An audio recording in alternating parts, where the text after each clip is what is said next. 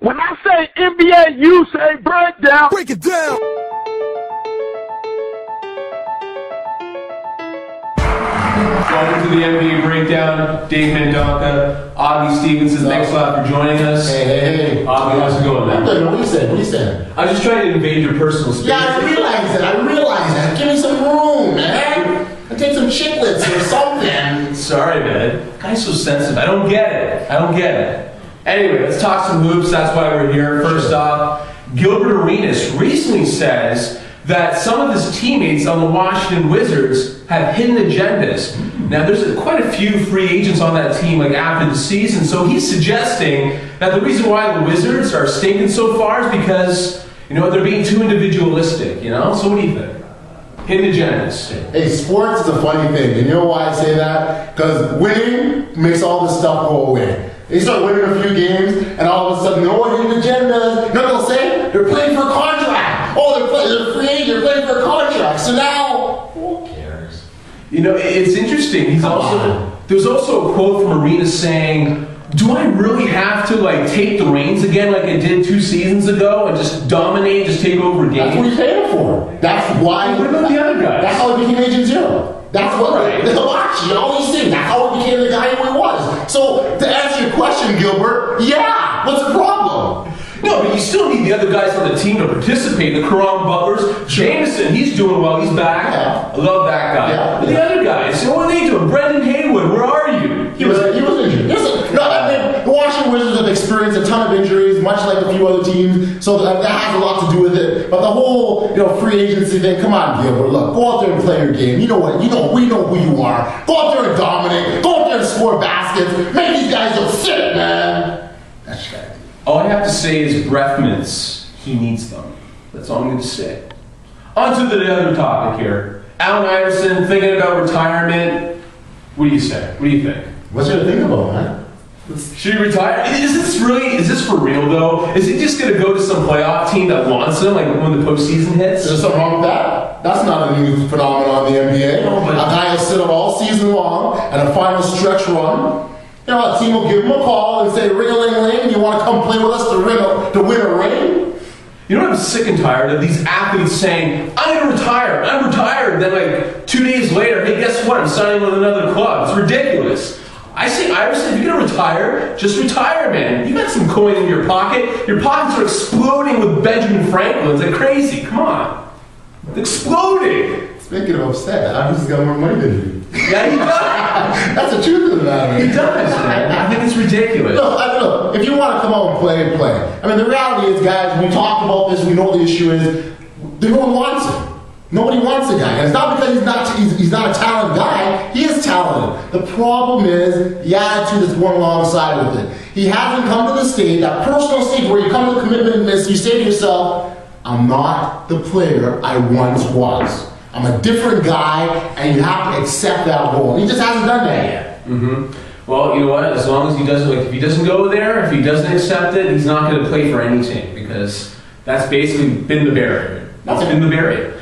All right. Chris Bosh recently has said, listen, give me some love. The 2003 NBA draft, everyone talks about LeBron, Melo, D-Wade. But Bosh is like, what about me? He puts up double-doubles and stuff like that. Why does why does he not get his due? You know what I mean? So does he have a legitimate argument? He does, but you know what? You don't need him, Chris. Chris, listen to me, man. You don't need him at all. We all know what you got. Look, you leave the league going to the free throw line. That means you got the refs' respect. They know what kind of guy you are. Teams double team you on a nightly basis. You got coaches' respect. They know what kind of guy you are. Look in the mirror. You got self-respect. You know what kind of guy you are. Who cares about that other stuff, man? You know what, Chris? If you're watching, I'm sure you're inspired by what you just said. That's passionate stuff. Passion. But you know what? I believe if Bosh, you keep on producing the way that you're doing, you're going to get your recognition. You're on the All-Star team. Don't worry about it. Don't worry about the talk about D-Wade, LeBron, all those cats. Just keep on doing what you're doing. And the reality is, until he takes his team deep into the playoffs, until he's on the upper echelon where he's getting on ESPN highlights every night because he's dunking on people or hitting game-winning buzzer-beater shots, he's not going to get there. So if you're not doing that, it's not going to happen. So why focus on that, man? We know what kind of guy you are. We all know you're a special player. We all know you got talent. Forget that rest of the stuff, man. Go and keep doing. Make that stuff motivate you to be a better player. Period. Chris, we love you. We're coming over to your house, front doorstep. We're bringing pot roast. Okay, we're bringing pot roast. How do you know he's not he's against pot roast? Maybe he's a vegetarian. No, he's not. How do you know? There's no way. Come on. There's no way. I am. All right, so we go from like a successful guy, like Chris Bosh, to a very unsuccessful team like the New Jersey Nets. Yet to win a game this season, and they're on a brutal road trip right now. Western road trip. Yeah, it's not looking good.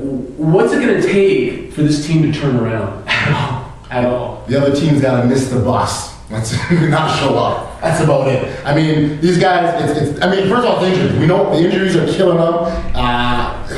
They've had a lot of guys out, and now they're just in a rough road trip. I'll tell you something. You know, even if they didn't have the injuries, this road trip would be rough. It really would. And they're off to a bad start, and you know what? That record, the Miami Heat record, that 1988 record they got of 17 straight losses, that's well within reach if you're a New Jersey Nets player. This guy's dropping stats on me. I never knew he did research. This is awesome, man. It's not research, it's natural knowledge. I got it up here, man. It's up here. Well, the Nets did get some good news. They got guys like Devin Harris, Courtney Lee back from injury, so hopefully that improves things. And of course, the play of Brook Lopez. That guy's so underrated. Like, no one really talks about that. You like Brookie? I like that guy. He'll get you some boards. He'll get you some points. But he just doesn't get the recognition, you know? Okay, so that Miami Heat record, is that in jeopardy? Is it tied? What happens? Tell me. What I want your Dave Mendonca facts. I'm calling it right now. I think the Nets will tie it. Wow. They will tie it. He knows how to go on a limb, man. Wow. They're going to tie it. All right, so now another topic, Nate Robinson. In a game against the Nets, I can't keep my face straight. In a game against the Nets, time's ticking down, late first quarter, he turns around, nails a three on his own hoop, okay? So picture it. You know, he's dribbling, time ticking, nails a three, turns around, nails a three, own hoop. He goes to the Knicks bench. Knicks head coach Mike D'Antoni livid, pissed, yelling at him. Does D'Antoni have a legitimate beef? What kind of question is that? Of course he does. Who scores on their own Nets? Come on. But you know what happened here? No, and this is the kind of guy Nate is. He recognized that the New Jersey Nets were in trouble and needed some points, so he thought he'd kind of contribute by maybe scoring a three-pointer for him. That's really what he did. He's a nice guy. No, good on you, Nate, man. No, he's not. Good job. He's a good guy. I don't know if you guys saw D'Antoni's reaction. Yeah, no, D'Antoni lost it up. I mean, it was on an inbounds play, like 0.5 seconds left on the clock, and I don't even think he was really paying attention. He just kind of heaved it up and it went in. And I think he shocked himself, because what was really funny about it is his reaction when D'Antoni was going. He's like, what? I know. What? What do you mean, what? You scored out of no basket, Nate? Come on, man. I would not do that if I was in this situation. I would not have hoisted that three. He's got to make it on the floor first. Okay, I'm not going to take that. Anyway, that's about it, buddy. I think we've exhausted our time. I think we're running out of time. Hold on. Actually, I do have one final note for the viewers outside. The NBABreakdown.com is the site you need to check out because we've got a special online poll happening right now at this very moment. The question is, does Dave Mendonca look like Bud Bundy? Check it out. Break it down.